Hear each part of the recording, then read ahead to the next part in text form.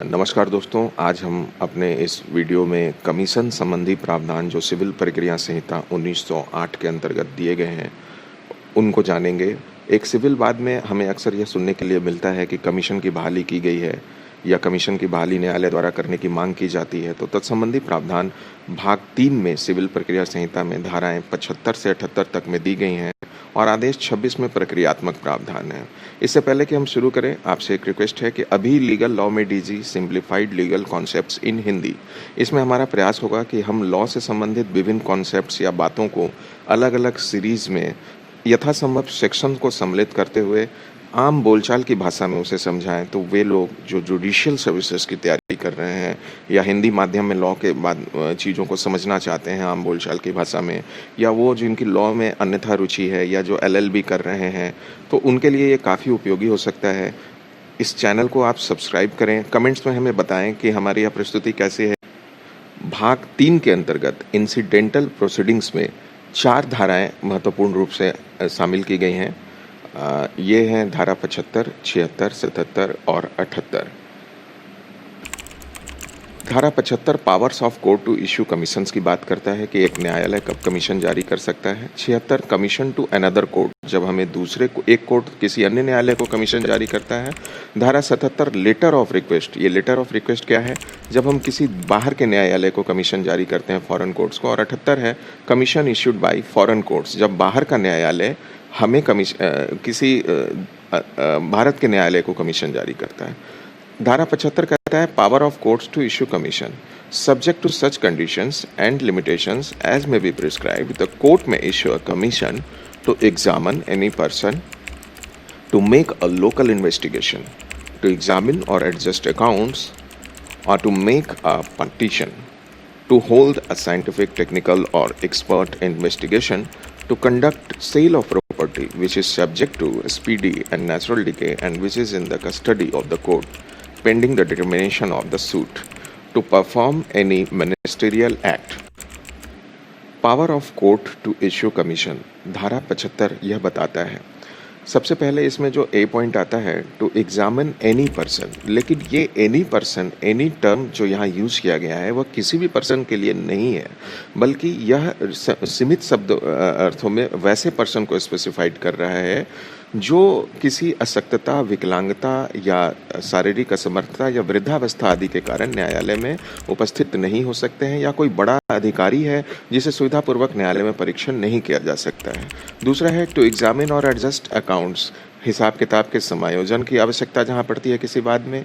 To make a local investigation, न्यायालय के स्थानीय अधिकारिता के भीतर किसी जांच की आवश्यकता पड़ती है कि क्या किराएदार, जैसे मान लीजिए कि क्या किराएदार कह रहा है कि मैंने खाली कर दिया है, मकान मालिक कह रहा है कि वो अभी भी उसी में रह रहा है, तो इसकी जांच के लिए स्थानीय इन्वेस्टिगेशन की आवश्यकता पड़ती है। टू मेक अ पार्टीशन, यदि पार्टीशन का काम ऐसा है कि न्यायालय खुद नहीं जाता, इसके लिए कमीशन की बहाली कर दी जाती है जिसके देखरेख में पार्टीशन किया जाता है। To hold a scientific, technical और एक्सपर्ट इन्वेस्टिगेशन, जहां इस तरह के अनुसंधान की जांच की आवश्यकता पड़ती है। To conduct sale of property which is subject to speedy and natural decay, यदि न्यायालय के कब्जाधीन कोई ऐसे न्यायालय के पोजीशन में ऐसा कोई संपत्ति है जो वाद से संबंधित है और वाद के लंबिता अवस्था के दौरान उसके क्षय या डिके होने की आवश्यक संभावना है, तो उनके सेल के लिए कमीशन की नियुक्ति की जाती है। और अगला है to perform any ministerial act. Ministerial act क्या है, ऐसा कोई कार्य जो न्यायिक प्रकृति का कार्य नहीं है, जैसे हिसाब किताब या संगणना संबंधित कोई कार्य है, तो ये जुडिशियल नेचर का नहीं है, उसे मिनिस्टीरियल एक्ट कहा जाता है और इस कार्य के लिए भी कमीशन की बहाली की जा सकती है।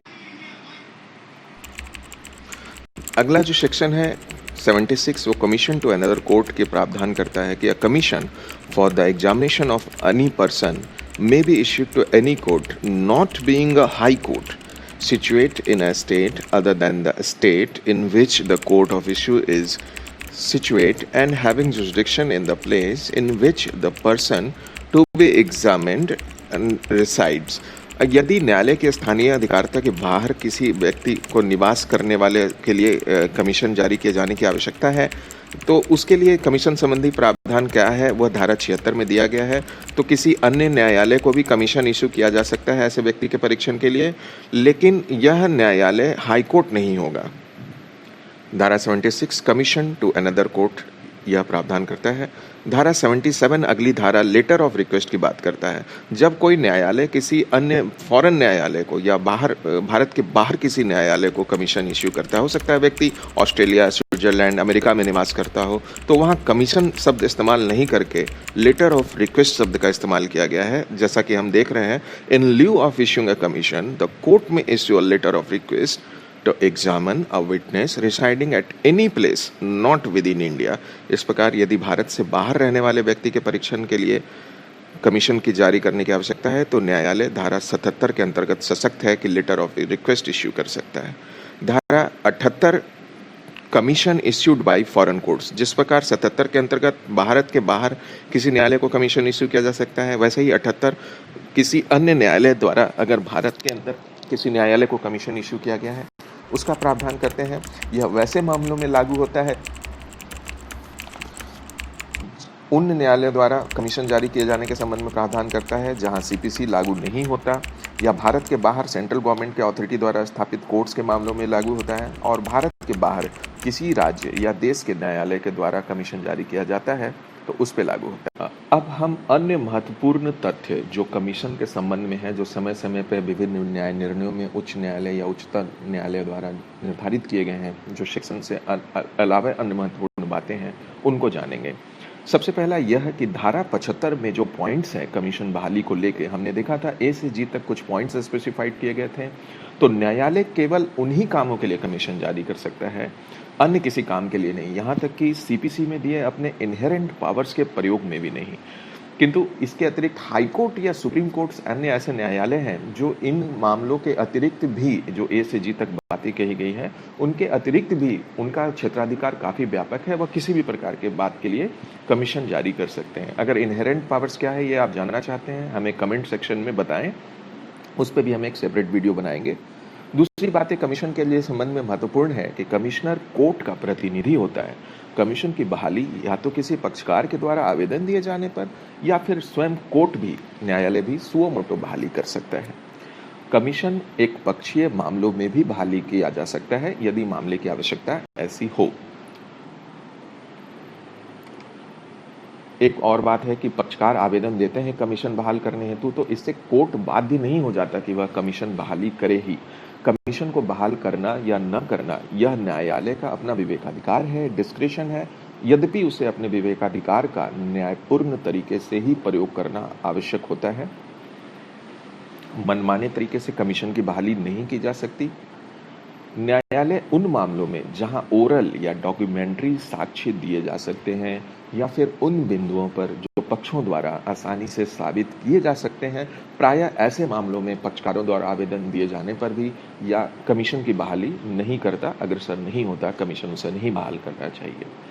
अगला जो महत्वपूर्ण बात हम जान रहे हैं वह यह कि कमीशन बहाली को लेकर और इसके कार्यकलापों पर आने वाला व्यय यह संबंधित पक्षकार को न्यायालय में जमा करना होता है। न्यायालय ऐसा ऑर्डर करता है और इस व्यय के जमा कर दिए जाने के बाद ही कमीशन जारी किया जाता है, बहाली की जाती है। कमीशन सर्वे नोइंग कमिश्नर हो सकता है या एक एडवोकेट कमिश्नर हो सकता है। सर्वे नोइंग कमिश्नर के पास कुछ विशेष योग्यताएं होती है, जैसे कि संगणना संबंधित कार्यों में या पार्टीशन संबंधी कार्यों में इनकी आवश्यकता पड़ती है। एक जिला जज या डिस्ट्रिक्ट जज के पास ऐसे सर्वे नोइंग कमिश्नर की एक पैनल होती है और इनका फीस भी कुछ ज़्यादा होता है, जबकि एडवोकेट कमिश्नर एक सामान्य एडवोकेट को जब कमिश्नर नियुक्त किया जाता है उसे कहते हैं। कमिश्नर की जब बहाली की जाती है तो बहाली होने पर यह दोनों पक्षों को सूचना देता है कि अमुक दिनांक को यह उपस्थित होगा वहां और अपने अपने पक्ष आकर के अपनी जानकारी रखें। कमिश्नर गवाहों को समन कर सकता है और एविडेंस और डॉक्यूमेंट्स आदि को भी संग्रह कर सकता है। कमिश्नर अपने रोजाना की कार्यप्रणाली, दिनचर्या या कार्यकलापों को एक डायरी में नोट करता है। उसे अंत में अपनी रिपोर्ट के साथ और जमा किए गए एविडेंसेस के साथ अपनी इस दिनचर्या वाले डायरी को न्यायालय में जमा करना होता है। यह रिकॉर्ड्स का पार्ट्स होता है, उसे एक एक बात अपनी डायरी में नोट डाउन करना होता है और अंत में ये एक जो कंप्लीट उसकी रिपोर्ट तैयार होती है, ये डायरी जो तैयार होती है, और साथ ही जांच के दौरान जो उसने एविडेंसेस वगैरह जमा किए हैं, जो कुछ भी उसने जमा किए हैं, इन सब को अपनी रिपोर्ट के साथ न्यायालय में ले जाकर जमा कर देता है। और यह रिपोर्ट कमिश्नर के द्वारा जो रिपोर्ट जमा की जाती है वह कोर्ट के रिकॉर्ड्स का पार्ट होता है। कमीशन के द्वारा दिया गया रिपोर्ट साक्ष्य के रूप में एडमिसेबल है। हालांकि इस पे अलग-अलग तरह के न्याय निर्णय हैं, बल्कि अगर उसकी परीक्षा कोर्ट में कर ली गई है तो वह साक्ष्य के रूप में एडमिसेबल है। कमिश्नर की रिपोर्ट मानना या न मानना यह भी न्यायालय का विवेकाधिकार है, और जिस प्रकार कमीशन की बहाली न्यायालय का विवेकाधिकार था, उसी प्रकार न्यायालय का विवेकाधिकार है कि वह चाहे तो कमीशन के रिपोर्ट को एक्सेप्ट करे या उसे न एक्सेप्ट करे। दोस्तों, कमीशन जो सिविल प्रक्रिया संहिता के अंतर्गत है, उसके अंतर्गत ये हमारा आज का वीडियो था। अभी लीगल लॉ में डीजी सिंप्लीफाइड लीगल कॉन्सेप्ट्स इन हिंदी में हम इसी प्रकार के वीडियो लाते रहेंगे। हमें कमेंट सेक्शन में ज़रूर बताएं कि यह प्रयास कैसा रहा और इसमें क्या हम कुछ और बातों को शामिल कर सकते हैं। इसके अतिरिक्त अन्य टॉपिक्स जिस पे आप चाहते हैं कि हम वीडियो बनाएं, वो ज़रूर हमें बताएं। इस चैनल को सब्सक्राइब करें और अधिक से अधिक लाइक और शेयर करें, और हमारे इस वीडियो को देखने के लिए धन्यवाद।